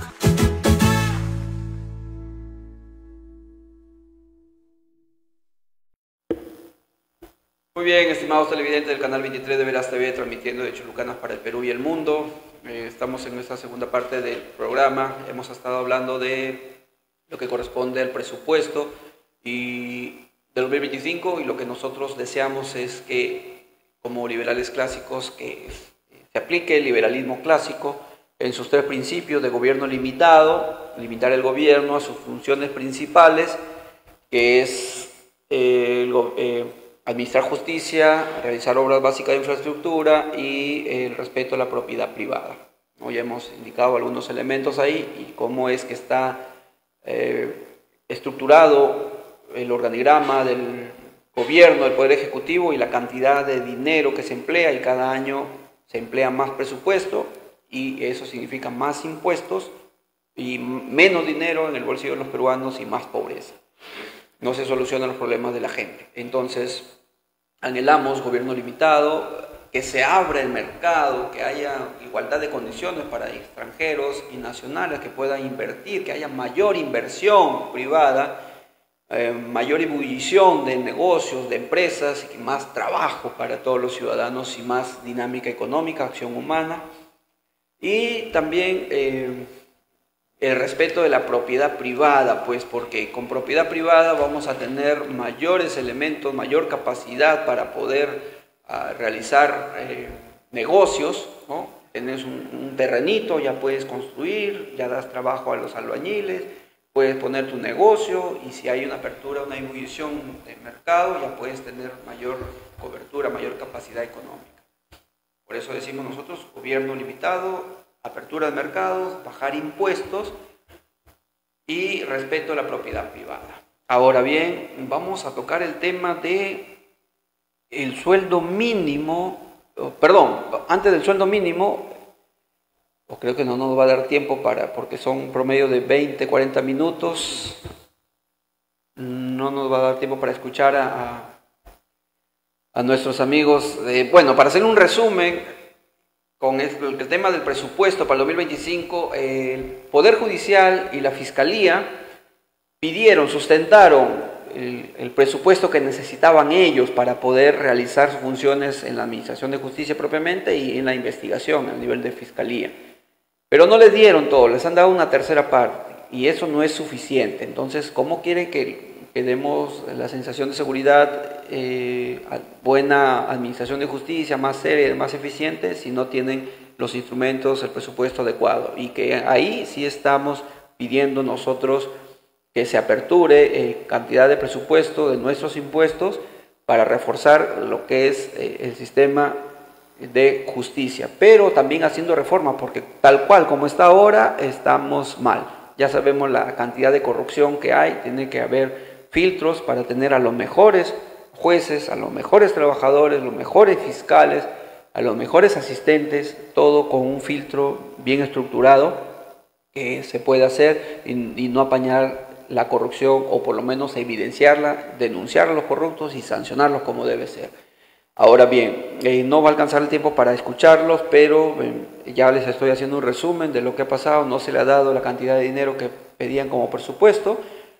Y vamos a escuchar ahora con respecto al sueldo mínimo, ¿no? Que ahora ya sabemos que una medida populista de la Presidente de la República, que ha dicho que como no se pusieron de acuerdo en las negociaciones, tanto los empresarios, sus representantes, los trabajadores, sus representantes y el gobierno, no se han puesto de acuerdo en equilibrar el sueldo mínimo o aumentarlo de 1.025 que es actualmente a un promedio que pedían de 1.500, no se han puesto de acuerdo porque vamos a escuchar de aquí al especialista que nos habla qué es en sí el sueldo mínimo, qué se entiende por sueldo mínimo, hay que diferenciar un sueldo mínimo de tipo político, ideológico, populista, como nos dan a saber, o como la Presidente ahora que se ha pronunciado y ha dicho que el sueldo mínimo lo va a aumentar de 1.025 a 1.130, cosa que es una medida populista, ¿no? Como para lavarse la cara y decir, uy, es buena la Presidente que aumenta el sueldo. Y vamos a escuchar de aquí al especialista en economía, lo que nos dice si es verdad que el aumento del sueldo mínimo ayuda a todos los peruanos o solamente a un grupo. Vamos a escuchar de aquí, por ejemplo, a diferenciar el sueldo mínimo político del sueldo mínimo económico por la productividad, porque si como empresario yo tengo mis trabajadores y mis trabajadores producen, venden, ¿no? Y hay mayor ingreso, desde luego que con ellos tengo que sentarme a negociar y decirles, hay un aumento de la productividad, se le agradece y se le va a aumentar el sueldo. Pero un aumento del sueldo de tipo político, populista, demagogo, eso no ayuda, estimados televidentes. Y al menos con la situación que tenemos de mercados reprimidos, que no hay inversión privada, se ahuyenta la inversión, los inversionistas prefieren invertir en otro lado donde le dan la garantía, la seguridad jurídica, la seguridad ciudadana, y no invierten en el Perú, lamentablemente, salvo unos cuantos pocos, con medidas mercantilistas, con algunos favorecimientos en bajar algunos aranceles de importación o exportación, pero eso no es para todos, sino para algunos cuantos privilegiados. Entonces nosotros decimos que se abren los mercados. Entonces, volviendo al sueldo mínimo, ¿a quién conviene? ¿A quiénes no? ¿Qué es lo que convendría en todo caso, si vemos del tipo de la productividad o a nivel político? Si es conveniente o no el sueldo mínimo, a quién le van a beneficiar. Vamos a ir escuchando y ustedes van a ir sacando sus propias conclusiones, si esto es bueno o malo y a qué se refiere. Vamos a escuchar ahí a un economista experto en estos temas, el economista José Luis Tapia Rocha. Él es presidente del Instituto de Libre Empresa, a una entrevista que dio en Radio Betel, que se está preocupando por lo menos de estos temas, y quiero darle a conocer a ustedes, estimados oyentes de Canal 23 de Verás TV. Adelante, estimado Jesús. A ver, él es economista, presidente del Instituto Libre de Empresas. José Luis Tapia va a hablar con nosotros sobre el sueldo mínimo. A ver, hay gente que cree que el sueldo mínimo tiene que crecer. Hay gente que cree que el sueldo mínimo no debe existir, sino que debe ser, que cada empresa debe pagar y llegar a un acuerdo con su trabajador para ganar lo que tenga que ganar. O hay gente que incluso piensa que el sueldo mínimo debe mantenerse en como está, en 1.025 soles. Lo cierto es que no ha habido consenso en el Consejo Nacional de Trabajo, la CNT, para acordar un aumento del sueldo mínimo, y esto ya evidentemente pasa a decisión de Dina Boluarte y del Ministerio de Trabajo, ¿no? El ministro de Trabajo hace poco ha lamentado el fracaso en las negociaciones del sueldo mínimo. Así que sobre este tema, que es tan importante y que nos interesa a todos, vamos a hablar con José Luis Tapia, economista, que está aquí con nosotros. Hola, José Luis, ¿cómo estás? Buenos días, Fabricio, muchas gracias por la invitación. A ver, el Consejo Nacional de Trabajo, José Luis, no ha logrado un acuerdo sobre el incremento del sueldo mínimo. Como ya lo dije, actualmente es de 1.025 soles. Lo que deja el tema, obviamente, en decisión del Ejecutivo, de Dina Boluarte y del Ministro de Trabajo, Daniel Maurate, que seguramente está continuando con su lamento de falta de consenso entre los sindicatos y los empresarios que han debido llegar a un acuerdo de esto, ¿no? La CONFIEP, José Luis, ha advertido que no es momento propicio para aumentar el sueldo mínimo, sobre todo por lo que yo he escuchado, la excusa es debido a la recesión. ¿Cómo lo ves tú? El sueldo mínimo está determinado por una ley, es decir, no es que se determine por la libre oferta y demanda como debería ser. Y en este caso, en esta determinación de este sueldo mínimo, entran tres jugadores centrales: Ministerio de Trabajo, empresarios y trabajadores, cada uno representado por sus gremios. En esa perspectiva, unos jalan para arriba y otros jalan para abajo. Quiere decir, los empresarios jalan para abajo, lo que significa sueldo mínimo, es decir, menos sueldo mínimo, menos aumento del sueldo mínimo, mientras los trabajadores quieren más aumento del sueldo mínimo. Lo que no dice la noticia, y tampoco lo sabemos porque estas son reuniones medias secretas, es cómo determinan el aumento o, en algunos casos, con qué metodología van a emplear para hacer que ese aumento se dé o no se dé. Eso no lo dicen hasta ahora, no ha quedado claro. Entonces, en virtud de lo que tenemos ahora, ciertamente los sueldos en el Perú son bien bajos, pero esa solución que le dan en estos momentos de aumentar el sueldo mínimo, si bien puede ser popular, no quiere decir que sea el mejor de los casos. ¿Por qué no? Porque el mejor de los casos es que aumente por productividad. ¿Qué significa eso? Significa que el trabajador produzca más de lo que está produciendo actualmente. Para poder ganar más. Para poder ganar más. Y este sueldo mínimo es un sueldo político. Quiere decir, lo pueden aumentar. Ahora creo que ya pasa a manos del Ejecutivo para que aumente, dado que no se han puesto de acuerdo las dos partes. Eso es lo que dice una sentencia, me parece, el Tribunal Constitucional. Quedará en manos del Ejecutivo cuando las dos partes, trabajadores y empresarios, no se ponen de acuerdo. Me imagino que ahora, con la coyuntura actual, va a buscar la manera de hablar con el ministro de Economía y ver la manera de incrementar sin que esto pueda despertar las preocupaciones del sector empresarial. Quiere decir, ellos no están dispuestos a un aumento más allá de sus cálculos, por eso va a tener que consultar. Sin embargo, esto tampoco implica de que todo lo que diga el empresario sea la última palabra, ¿no? Sino va por el lado de los sindicatos también, ¿no? A ver, José Luis Tapia, economista, 11:08 de la mañana en hora punta. José Luis, al final, ¿el concepto de sueldo mínimo es beneficioso? ¿Está bien que le pongamos un límite a lo mínimo que debe ganar cualquier trabajador que se precie de hacerlo en el país? ¿O no?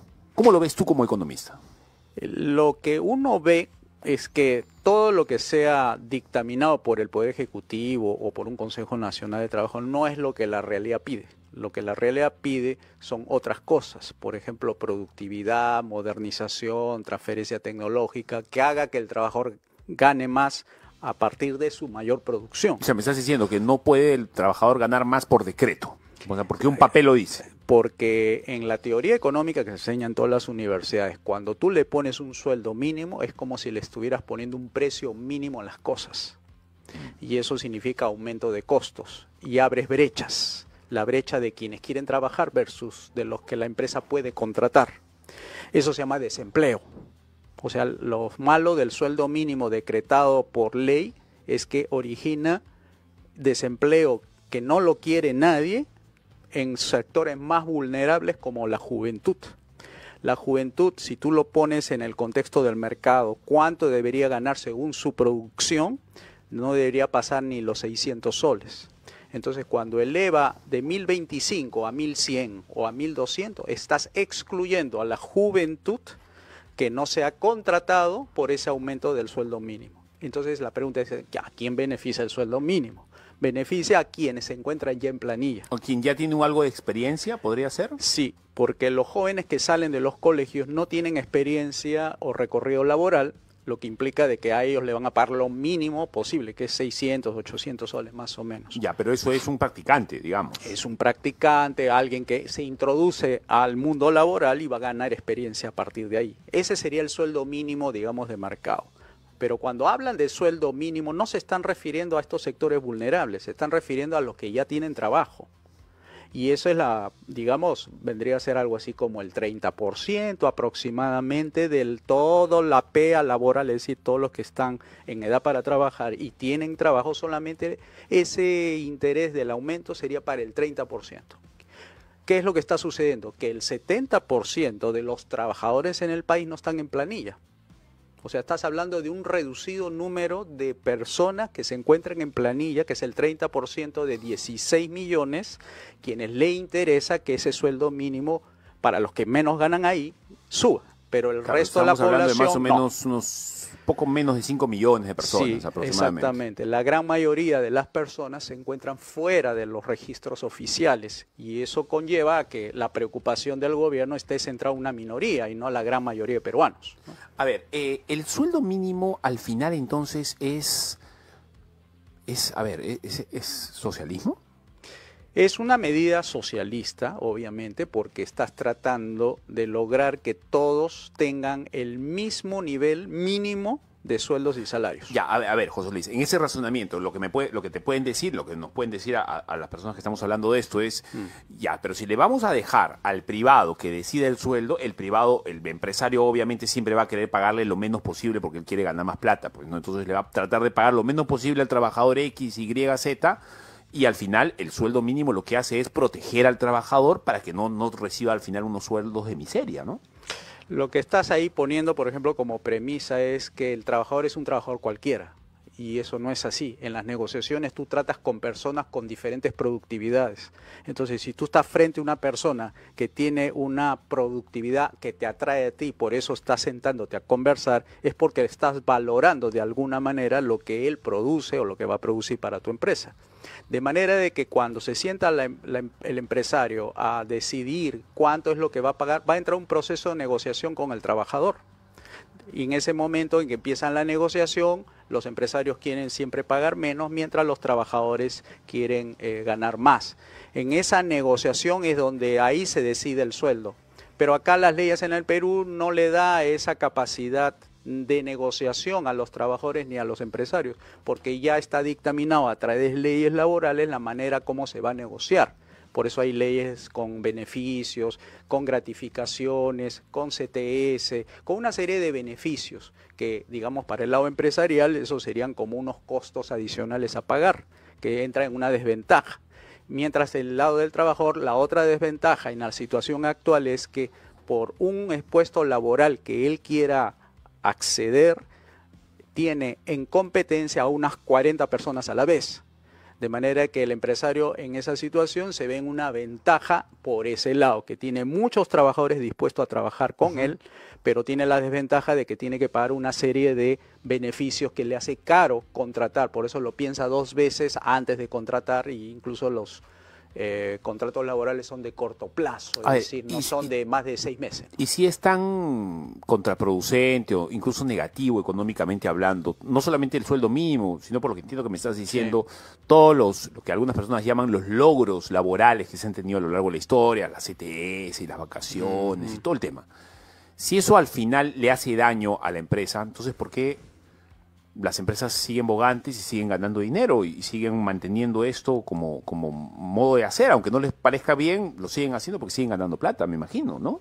Estás hablando de un conjunto de empresas que ni siquiera llega, creo que al 2% del total de la población de empresas en el país. Quiere decir que estás hablando de más o menos debe ser unos 100.000 o 200.000 que tienen la capacidad de pagar y cumplir con las leyes laborales que le están dando. Pero piensa en el 98% de las empresas en el país que ¿Esa no es data tienen. de dónde? ¿Cifras de dónde? Ministerio de Trabajo, puedes encontrar en el Ministerio de la Producción también, ahí hay 2 millones de empresas registradas dentro de digamos, lo formal, pero las unidades económicas en el Perú están por el 6, otros dicen 8%, eso lo fuente sería, por ejemplo, Cámara de Comercio de Lima, que te arroja data de ese tipo, que te precisa que más o menos son 8 millones de unidades económicas, de los cuales el 98% son informales. De eso no estamos hablando de un pequeño grupo de empresas que sí pueden pagar, pero que son poco lo que absorben en materia de fuerza laboral, que es solamente 4 millones de... Y con este 98%, ¿qué cosa es lo que pasa?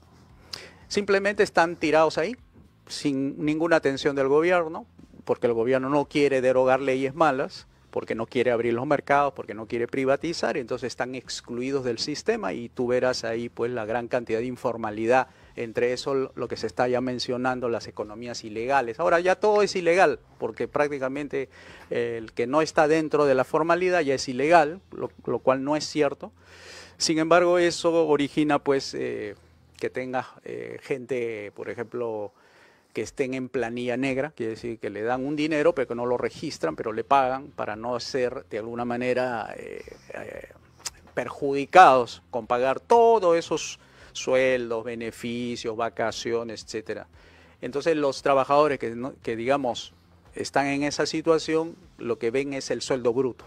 A ver, vamos a seguir hablando del sueldo mínimo. Estamos hablando de cómo que no se ha logrado el acuerdo en el Consejo Nacional del Trabajo y pasa la decisión al Ejecutivo de si se sube o no se sube el sueldo mínimo, que hoy está en 1.025 soles. Estamos con José Luis Tapia, economista, 11:16 en hora punta, en Betel Radio 100.1 FM. José Luis, la inteligencia artificial, el uso de inteligencia artificial hoy en día en empresas, ¿va a hacer que el sueldo mínimo baje o suba?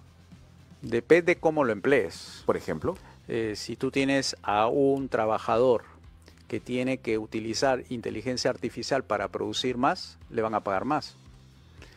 Pero si tienes a un trabajador que usa la inteligencia artificial para justificar su hora trabajada sin que ofrezca resultados, no le van a pagar más. A ver, ahora Anthropic, que es una inteligencia artificial, y OpenAI, o sea, el ChatGPT, han sacado, ambos están compitiendo, pero es lo bacán de la competencia, ¿no?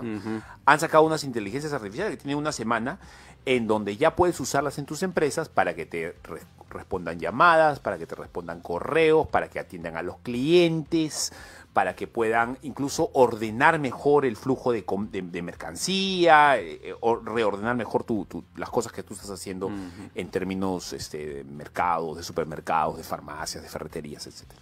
Eso no sé si va a bajar el sueldo mínimo, eso lo va a acabar el sueldo mínimo. Va a haber gente que va a perder el trabajo, ¿no? Ni siquiera el sueldo mínimo les vas a pagar. A ver, hay que diferenciar lo del sueldo mínimo. Por favor. Hay un sueldo mínimo de lo que es de mercado y hay otro sueldo mínimo, el político. Del político es lo que hemos estado hablando hace un momento. Sí, claro. Que es algo que está por encima de lo que debería pagarse. Que lo está decidiendo el Estado en base, como tú dices, no sabemos en base a qué, que son más que nada proclamas políticas por las que se hace eso. Te doy un dato. Si tú agarras desde el año 2003 hasta el año 2022 y comparas la productividad, quiere decir lo que el trabajador ha hecho para producir más, es más o menos el 29%. Ok. Y cuando tú comparas ese mismo periodo para ver cuánto es el porcentaje que ha aumentado el sueldo mínimo, está por el 60%. Quiere decir que la productividad del trabajador ha aumentado menos que lo que ha aumentado el sueldo mínimo vital. La idea es que aumente igual, ¿verdad? Exactamente. Si hay 30% de productividad, el sueldo debe aumentar en 30%. Ahora, o es lo justo, digamos, ¿no? Es así. Pero ¿qué es lo que está pasando? Es que estos son indicadores de resultados, pero no es la causa de lo que estamos hablando. La causa de lo que estamos hablando es que la capacidad productiva de la economía se está desaprovechando. Quiere decir, podríamos haber tenido más sueldo mínimo si se aprovechara más, por ejemplo, los recursos naturales, la mano de obra, el capital y el talento empresarial. Eso está más o menos en cerca del 50%. Falta el otro 50% que si se aprovecha completamente la economía, todos los factores que he mencionado, esos 4, los sueldos mínimos no serían de 1.020 o de 600 soles, sino podría estar más de 2.000. Por ejemplo, ¿cuál es el país en Latinoamérica que tiene el mayor sueldo mínimo legal? Es Costa Rica. Costa Rica tiene $600 de sueldo mínimo legal. Pero igual, su productividad está más o menos cerca del 70% contra el Perú, que tiene cerca del 50% y tiene más sueldo mínimo que el Perú, ¿no? El sueldo mínimo del Perú es aproximadamente $300 contra Costa Rica, que tiene aproximadamente $600. Sí. Entonces, esa comparación de las dos productividades o las capacidades aprovechables es lo que lo marca la diferencia, porque Costa Rica, siendo un país más chiquito, tiene más sueldo mínimo que el Perú, que tiene una economía mucho más grande. Es por la productividad, es decir, la capacidad de la economía de aprovechar todos esos factores que he mencionado, que son los 4, recursos natural, mano de obra, capital y talento empresarial. En el Perú está cerca del 50% contra el 70% de Costa Rica, ¿no? A ver, antes de despedirnos, José Luis Tapia es un conocido economista, liberal clásico, presidente del Instituto de Libre Empresa, que está con nosotros hablando sobre el sueldo mínimo. A ver, hemos hablado de informalidad y la diferencia que hay en ese entendimiento de lo que es ilegal, de la ilegalidad de una actividad económica. Te quiero preguntar por una actividad económica en particular y quiero saber cuál es tu opinión como liberal clásico y como economista. El tema del problema del oro ilegal. A ver, ¿cómo solucionamos ese tema? Yo ayer estaba conversando con un amigo que es entendido en el tema y me decía, Fabricio, la única solución para acabar con ese problema de las mafias de oro ilegal, que tarde o temprano lo que van a hacer es bancarse económicamente a un candidato pues radical de izquierda al final, es que el Estado compre ese oro y que lo meta en el Banco Central de Reserva. ¿Cómo lo ves tú? A ver, comencemos por el artículo 66 de la Constitución, que dice: los recursos renovables y no renovables son de patrimonio de la nación, ergo del Estado. Quiere decir que ahorita el Estado es el único que puede decidir quién debe tener oro, quién no debe, quién lo debe aprovechar económicamente, quién no. Por ahí partimos todo. Entonces, ¿qué es lo que está sucediendo? De que las economías ilegales se están dando sobre un área donde no hay propiedad privada.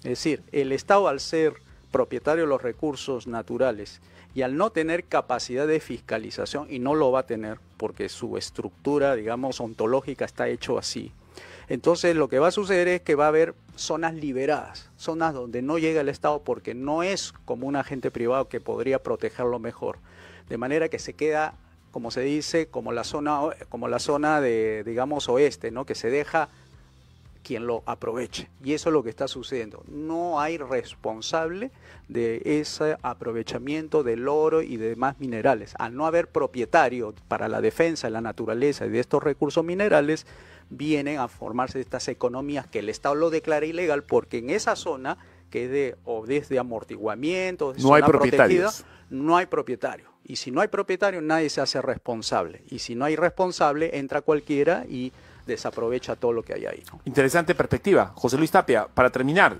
entiendo que tengo a la vista un acta de fundación del Frente Nacional de Derecha Liberal, FENDEL. ¿Qué significa esto? Entiendo que ha sido fundado ayer o anteayer. El día sábado. El sábado, 26 de octubre del año 24, dice acá. Así es, el 26 de octubre fue fundado en centro de Lima, justamente al lado del Palacio de Justicia, con ocasión de que teníamos ahí previsto hacer un lanzamiento debido a que no hay alternativa liberal. O sea, lo que estamos haciendo es juntar a los liberales y ofrecer un paquete de programático de gobierno para competir en las alternativas, y nuestra capacidad es justamente unir para cooperar y lanzar candidatos para que luego sean los voceros en el 2026, porque esto es lo que se viene.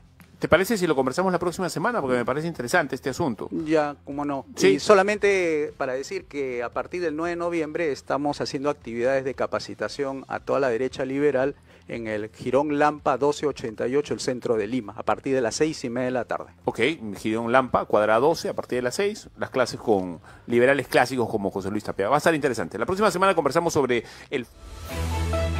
Estamos presentando el programa Libertad con Responsabilidad.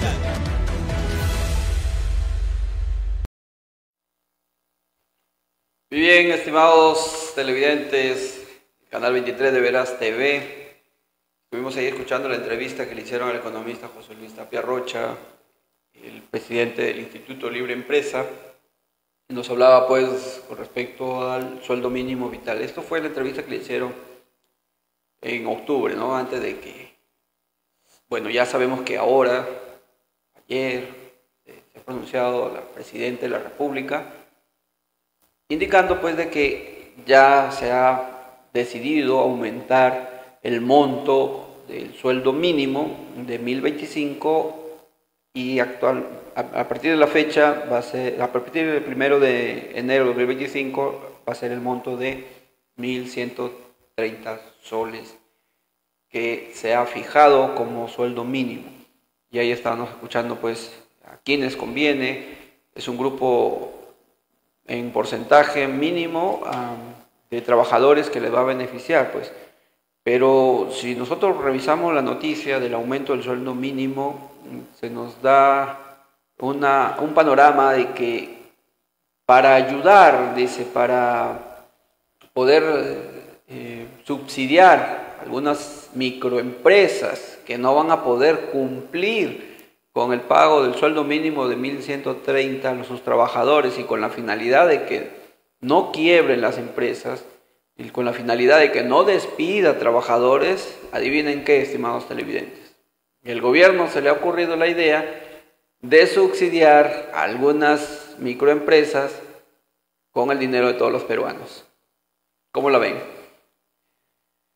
¿Se dan cuenta lo perverso que es un aumento del sueldo mínimo tratado desde el tipo político y no desde lo económico, como es respecto de la productividad? Como decía en el ejemplo anterior, antes del video, no va a ser suficiente que se aumente el sueldo mínimo cuando la producción, las ventas, los ingresos que tiene la empresa o la microempresa no aumenta. Entonces, ¿cómo le va a aumentar el pago a los trabajadores? Lo que sí nosotros decimos, y desde mi postura personal, es que al abrirse el mercado, al haber menos regulaciones como la que hemos evidenciado de este inmenso pulpo gigante de la estructura, del organigrama, del poder ejecutivo, de las empresas públicas, entre ellas una que nos quita más dinero que nadie, Petroperú. Nosotros decimos que esta burocracia de estas empresas o este gobierno ilimitado debe parar, debe cambiar, debe limitarse.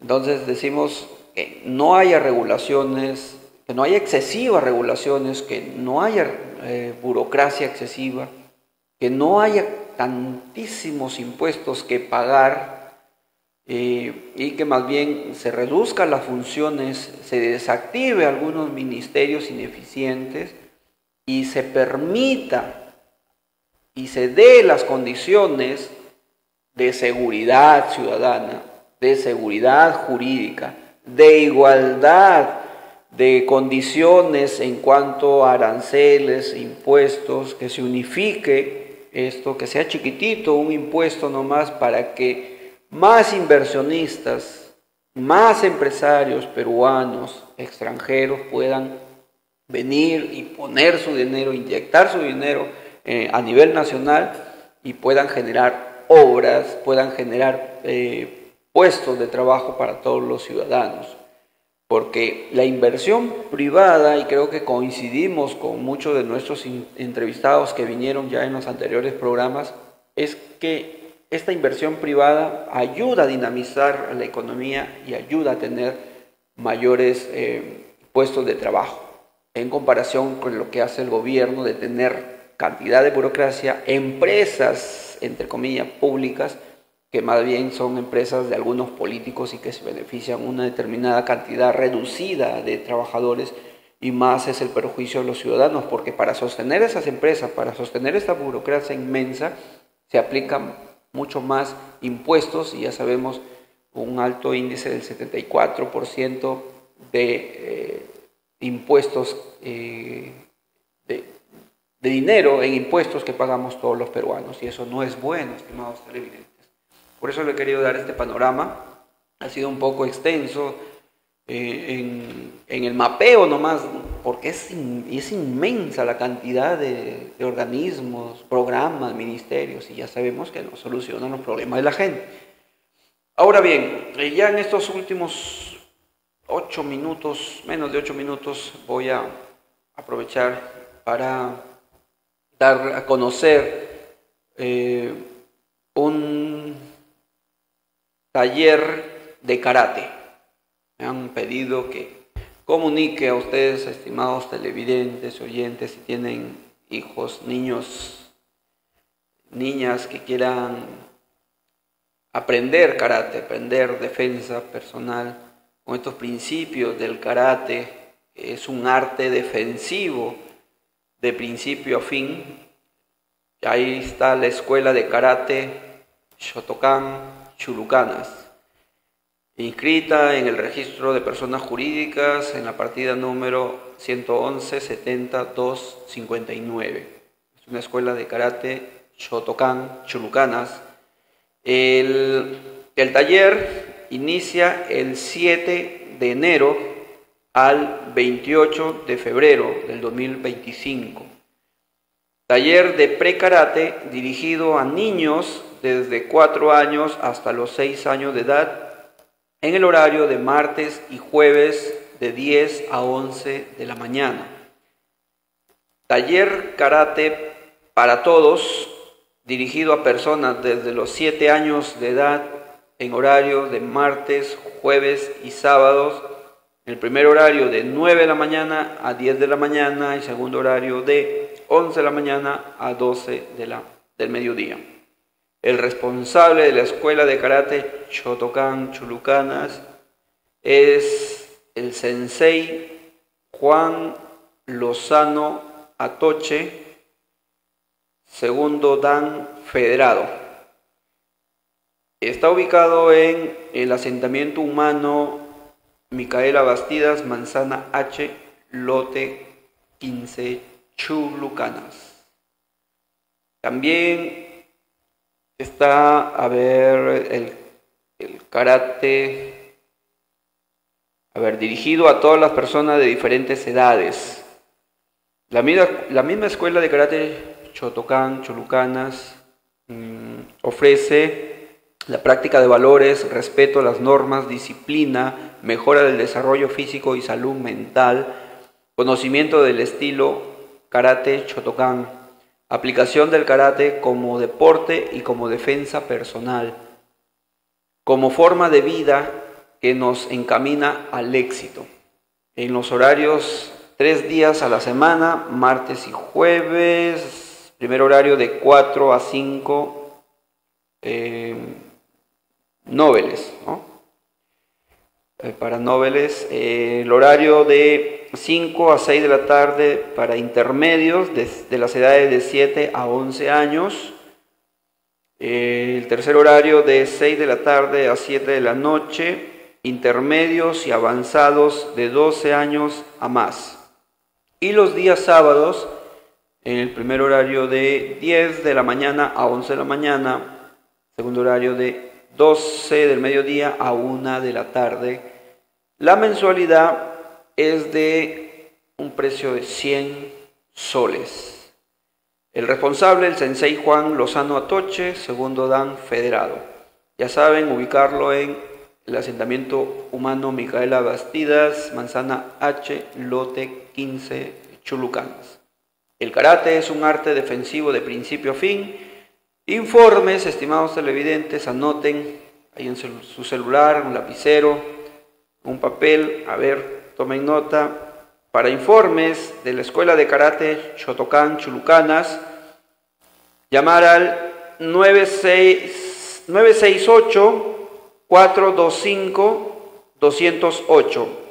Repito, 968-425-208. O al 959-688-575. 959-688-575.